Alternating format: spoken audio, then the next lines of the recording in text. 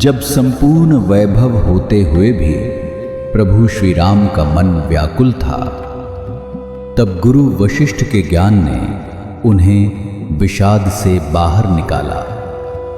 सुनिए बकुल जी की वाणी में। जय श्री राम। स्वागत है सभी का।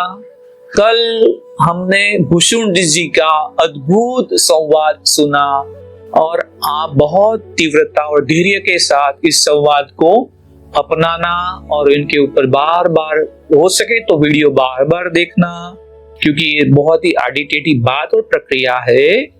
तो वो आप जानेंगे। उसके बाद समर्थ गुरु के पास, हमारे पास तो समर्थ गुरु गुरुदेव श्री रविशंकर जी है, तो उनकी निष्ठा में हम सीखेंगे। आज तारीख है 25 अगस्त और आज का श्लोक है तातज्ञातमलग्नेयं ब्राह्म्या देव्या प्रसादतः किंतु वेकांतस्थिते स्थानम अभिवांछामम उत्तमम।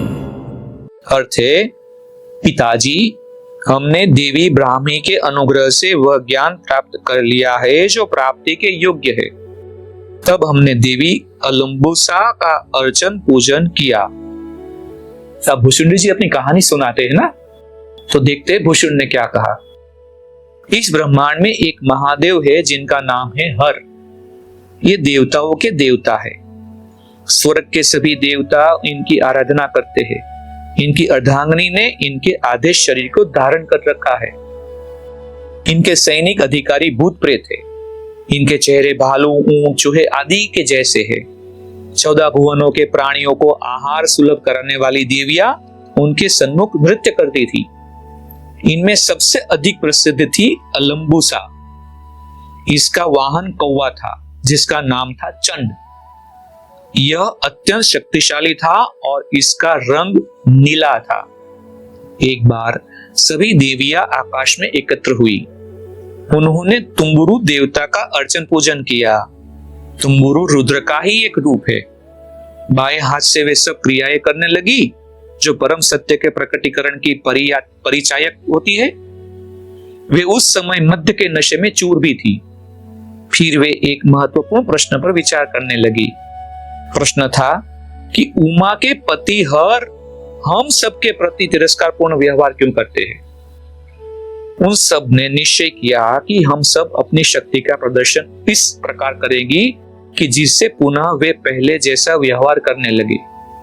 फिर उन्होंने उमा को अपनी जादू शक्ति से इस प्रकार अभिभूत किया कि वह अपने स्वामी हर से अलग होकर रहने लगे। सभी देवियां आनंद से झूमती रही। कुछ मद्यपान करती रही, कुछ नृत्य करती रही, कुछ ठहाके लगाती रही, कुछ गर्जन करती रही, कुछ दौड़ती रही, कुछ गिरती पड़ती रही और कुछ मांस भक्षण करती रही। देवी ब्राह्मी की वाहन हंसिनिया भी अलम्बुसा के वाहन चंड कौवे के साथ नृत्य करती थी। एक एक करके सभी ने चंड के साथ जोड़ा खाया। वे सभी नशे में थी ही। शीघ्र ही वे गर्भवती हुई। कौन? जो हंसिनिया थी वो। हंसिनियों ने इस संबंध में सब कुछ ब्राह्मी को भी बता दिया। ब्राह्मी ने हंसिनियों से कहा, आप सभी के पेट में बच्चे हैं, इसलिए आप अपने कार्य का निर्वाह करने में सक्षम नहीं हैं। इसलिए थोड़े समय के लिए आप जहां जाना चाहे चली जाओ। इतना कहकर देवी गहरे सोच में पड़ गई। समय पाकर हंसिनियों ने 21 अंडे दिए और कुछ ही समय बाद वे सेए गए। इस प्रकार चंड कौवे के परिवार में हम 21 ने जन्म लिया। अपनी माताओं के साथ हमने देवी ब्राह्मी का अर्चन पूजन किया। उनकी कृपा से हमने आत्मज्ञान और मोक्ष प्राप्त किया। फिर हम लोग अपने पिता के पास गए। उन्होंने हमें गले लगाया। इसके बाद हमने देवी अलम्बुसा की पूजा अर्चना की। चंड ने कहा, बच्चों, वासना और संस्कृति की बेड़ियां तोड़कर क्या तुम लोग दृश्य संसार रूपी जाल के बाहर हो गए हो? यदि नहीं तो आओ उस देवी की आराधना करो जिसकी कृपा से तुम ज्ञान प्राप्त कर सकोगे। तो हम लोगों ने उत्तर दिया, पिताजी, हमने देवी ब्राह्मी के अनुग्रह से वह ज्ञान प्राप्त कर लिया है जो प्राप्ति के योग्य है। तब हमने देवी अलम्बुसा का अर्चन पूजन किया और अपने पिता के आज्ञा अनुसार हम सभी यहाँ आ गए और इस घोंसले में रहने लगे। तो भूषुंडी जी की इस कहानी की शुरुआत यहाँ पे हम विराम करते हैं। कल देखते हैं आगे कहानी क्या बढ़ती है, वो अपनी आत्मकथा सुनाते हैं। जय श्री राम। इस ज्ञान यात्रा में हमारे साथ बने रहने के लिए चैनल को सब्सक्राइब करें और बेल आइकॉन दबाएं।